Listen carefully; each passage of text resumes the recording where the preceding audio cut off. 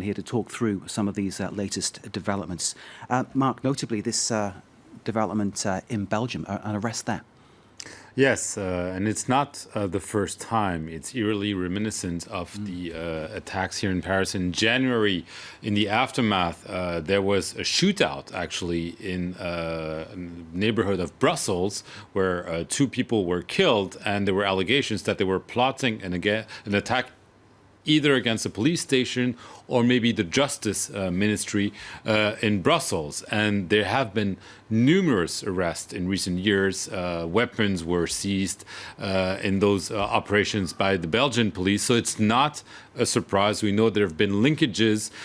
We know that one of the attackers who tried to storm the train between Paris and Brussels lived in that area. We know that the perpetrator of the attack against the Jewish Museum in Brussels was a French national, lived in Brussels. So clearly the history tells us that there is a tie, operational tie, it would seem, between Belgium and France. Obviously, this is a very close distance between Paris and Brussels. There's also the same language that is spoken, so it makes things easier, but there is coordination.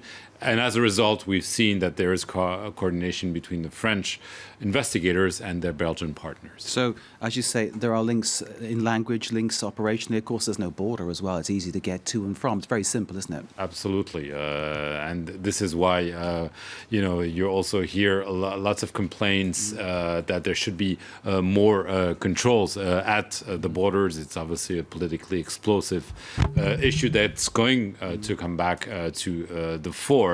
But yes, once you're inside the EU, you can go through the border, especially if you have an EU passport, which has often been the case with those terrorists, because many of them are French nationals. It was the case back in January, and we'll have to see what the investigation tells us, but it's probably the case this time around. Very strong line of investigation. Mark Perlman, thank you very much indeed.